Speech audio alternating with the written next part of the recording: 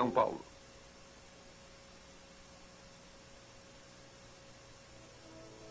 Durante séculos, o Império Bizantino sobreviveu a conflitos internos e ameaças externas. Tornou-se o centro do mundo mercante e o foco do cristianismo. Mas, assim como a religião serviu para unir o Império, ela também o separou.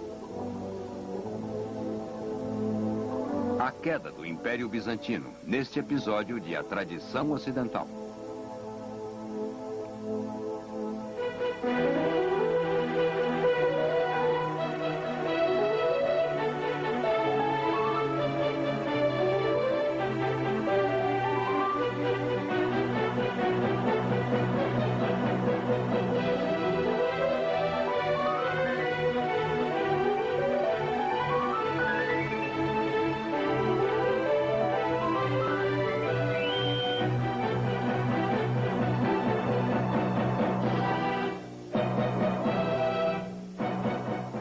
E agora o professor da Universidade da Califórnia, Eugene Weber, em sua jornada através da história da civilização ocidental.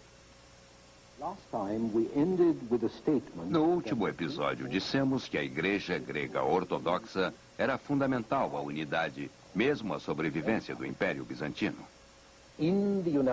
Nos Estados Unidos, com a separação constitucional entre a Igreja e Estado, às vezes é difícil entender como a força política das instituições religiosas pode ser poderosa. Mas no Império Bizantino, a Igreja e o Estado eram um só, e ela prosperava quando o Império prosperava. Foi muito diferente com a Igreja Latina, que jamais conseguiu identificar-se com o Estado romano. No início foi perseguida, e mesmo após ter se tornado a religião do Estado, buscou manter-se autônoma.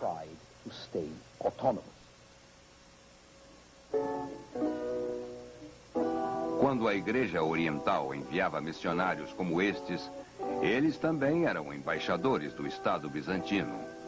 E quando convertiam os governantes pagãos, estes tornavam-se aliados políticos do Império também. Ou, pelo menos, esperava-se que sim. O melhor exemplo desta diplomacia religiosa ocorreu no século IX, quando dois missionários, Cirilo e Metódio, que foram canonizados, produziram uma escrita e uma liturgia que seriam adotadas pelos búlgaros e pelos eslavos dos Balcãs. No 10º século, os eslavos da Rússia as adotaram também. E é por isso que hoje a escrita dos russos é Kirílic, ou, se preferir, cirílica.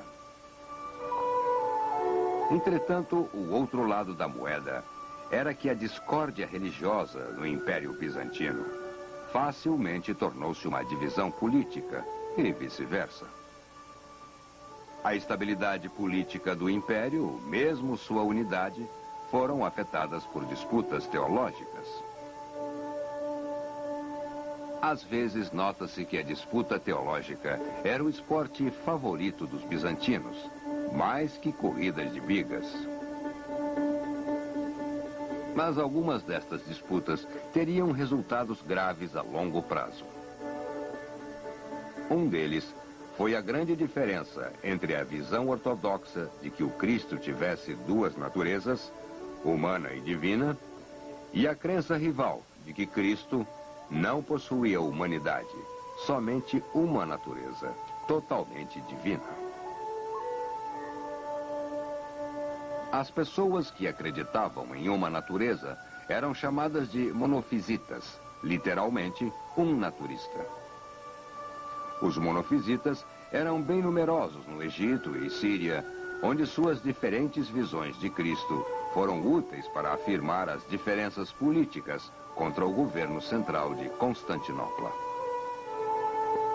Assim, a disputa continuou por alguns séculos, tornando-se particularmente amarga no 7º século, quando a unidade era mais necessária. Pois uma nova e explosiva força apareceu no palco mundial. Na Península Árabe surgiu um profeta. Seu nome era Maomé. E em apenas alguns anos, ele uniu as ferozes e guerreiras tribos árabes numa confederação dedicada à expansão da nova mensagem religiosa, a mensagem do Islã.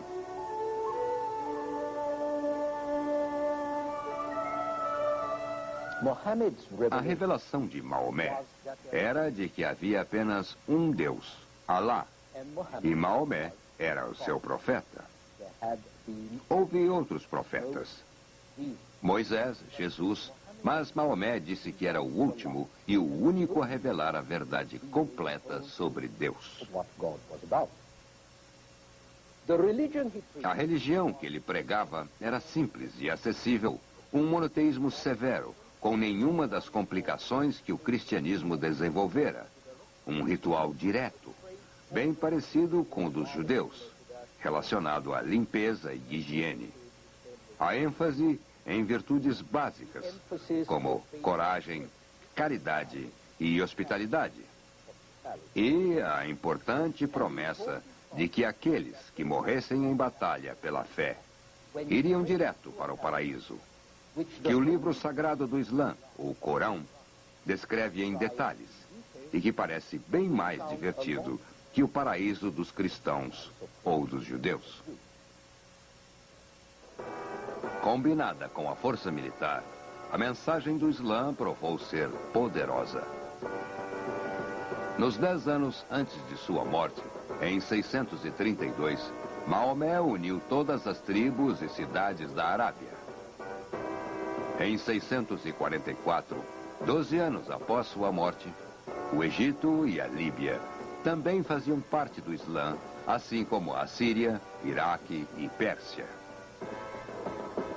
Quando o século chegou ao fim, os exércitos árabes haviam derrotado o que restava do Império Persa, haviam sitiado Constantinopla e, em mais 15 anos, expandiram-se da Índia à Espanha.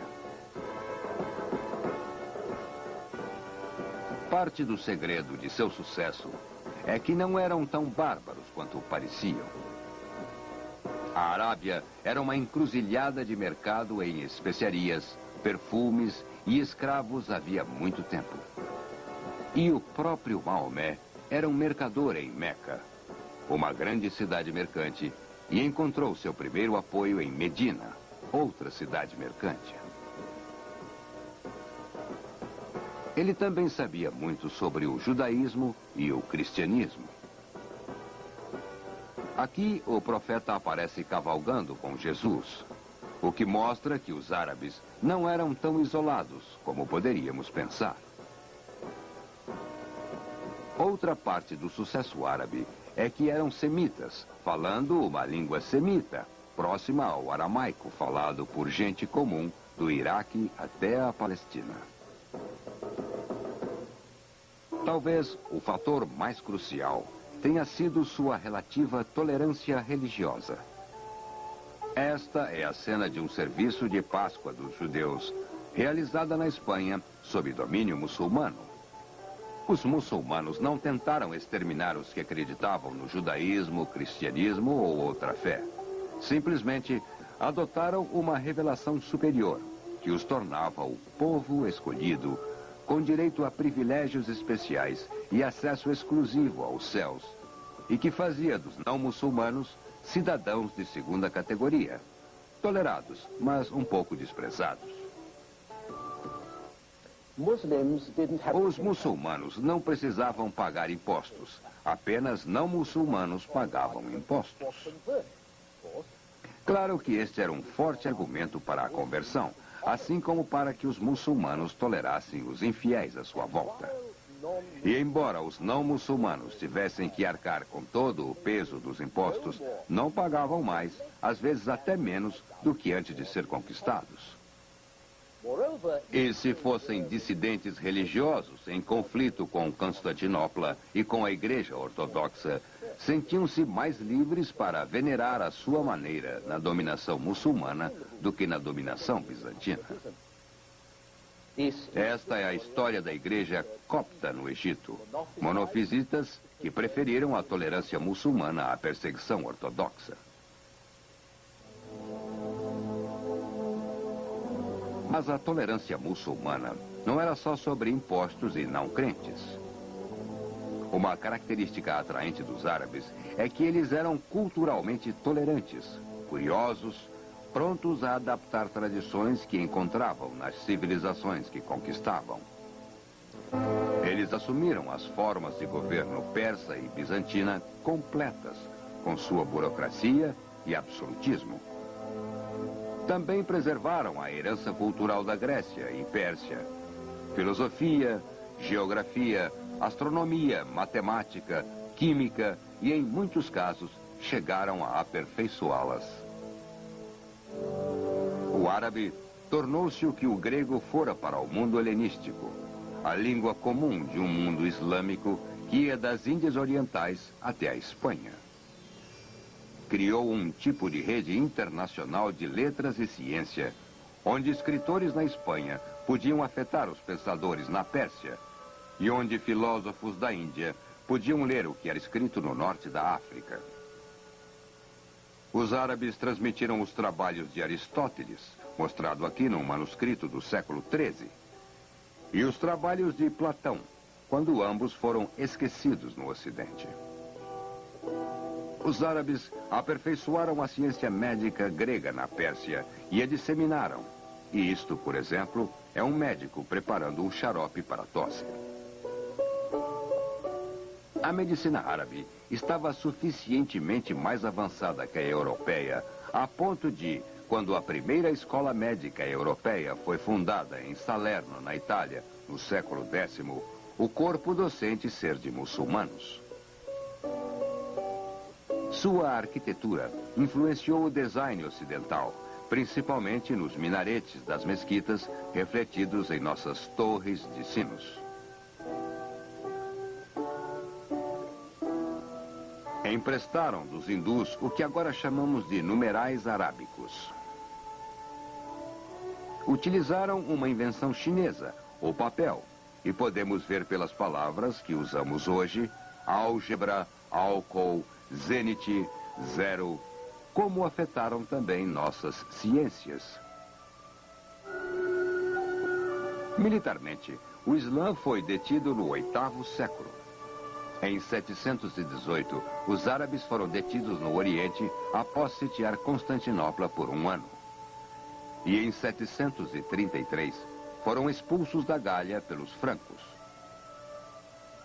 Mas a influência de sua civilização iria afetar a Europa atrasada por muitos séculos. Voltando a Bizâncio, outro efeito do conflito religioso com efeitos a longo prazo foi uma luta longa e amarga, dividindo os cristãos entre os que adoravam ícones, isto é, imagens como estas de Abraão ou Davi, e os que queriam banir os ícones, conhecidos como iconoclastas, literalmente, quebradores de imagens. Neste manuscrito bizantino, um grupo de bispos expressa sua desaprovação a uma imagem de Cristo. Os ícones, mostrando Cristo, a Virgem Maria e vários outros santos, tornaram-se objetos de adoração tremendamente populares, relacionados à cura, proteção e todos os tipos de milagres. Mais uma vez, as profundas diferenças culturais dividiram o Oriente e o Ocidente. As províncias orientais, mais próximas das tradições judias e muçulmanas, foram as que mais se opuseram à adoração dos ícones. Por sua vez, o Ocidente considerava o iconoclasmo oriental como um sacrilégio e heresia. Isto dividiu o Império por mais de 100 anos, entre 726, quando o imperador bizantino Léo III ordenou que todos os ícones fossem destruídos, e 843, quando os ícones foram finalmente restabelecidos de uma vez por todas. Ajudou também a dividir a cristandade entre Roma e Constantinopla, pois o patriarca de Constantinopla era a favor do iconoclasmo, enquanto o Papa de Roma era contra. Isto significa que, após o 8º século, os papas romanos não procuravam mais o apoio de Constantinopla contra os bárbaros, mas pediam ajuda aos bárbaros no conflito religioso contra Constantinopla.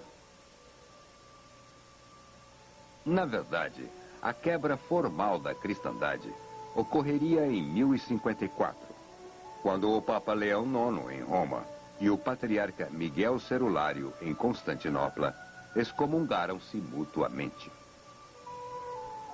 Foi aí que a divisão política que crescia há séculos entre o Oriente e o Ocidente foi confirmada por uma divisão religiosa que persiste até hoje.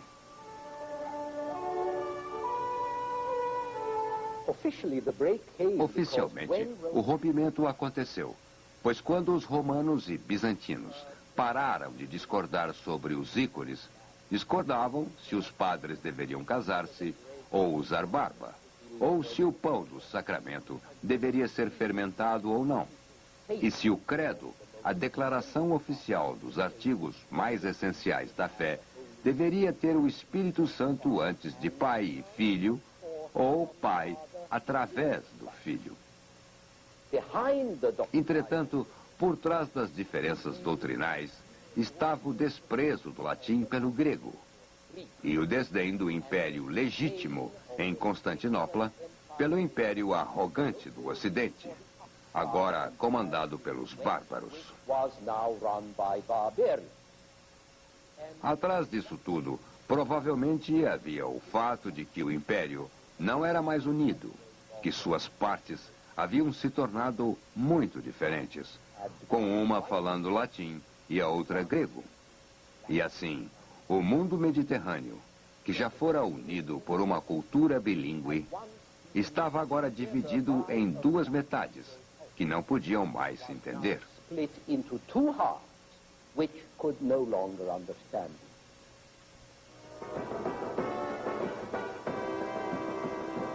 A única coisa que o Oriente e o Ocidente tinham em comum no 8º ou 9º século era a concordância de que Constantinopla era a cidade, o grande mercado, o foco do cristianismo e do mundo mercante.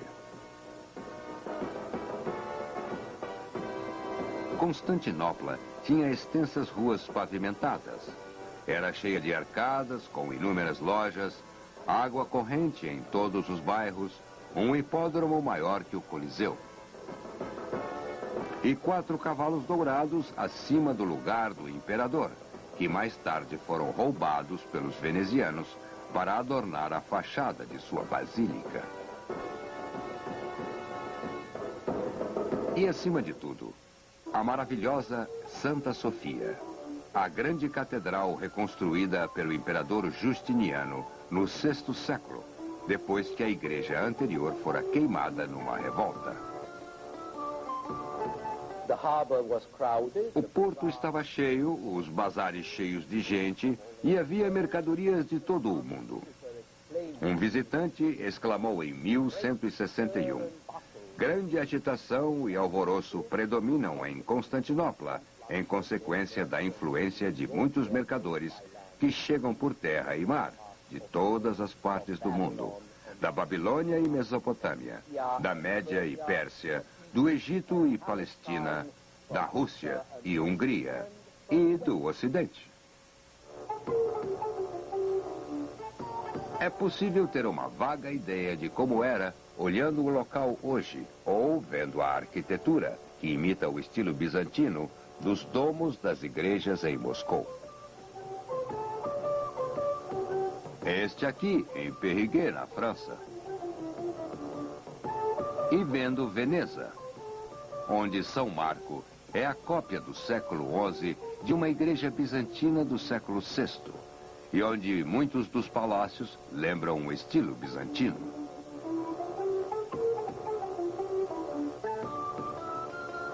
Mas no 9º e 10º séculos, quando Constantinopla era a maravilha da cristandade, o Ocidente era retrógrado. Não tinha muito a oferecer ao Oriente em troca de sedas e especiarias. Um pouco de ferro e madeira Escravos, a maioria eslavos, capturados ou raptados, de onde surgiu o termo escravos, e eventualmente tecidos de lã, que aumentavam o poder de troca. Mas por muito tempo, os bizantinos desprezavam os ocidentais, considerando-os bárbaros que eram, ou bárbaros pobres, o que era ainda pior.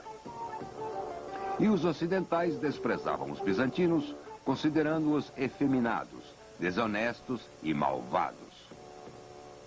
Comiam comidas chiques, usavam roupas chiques, lavavam-se demais, as mulheres pintavam-se e os homens contratavam outros homens para lutar por eles. Assim, os ocidentais desdenhavam os bizantinos, mas invejavam suas riquezas. E esta atração que os levava ao glamour e esplendor de Constantinopla era perigosa, pois se todos os caminhos levam à cidade, a nova Roma, então todos iriam para lá, com boas ou más intenções. O Império Bizantino já havia sido acossado por várias pressões. Os turcos da Anatólia, os normandos na Itália e Grécia,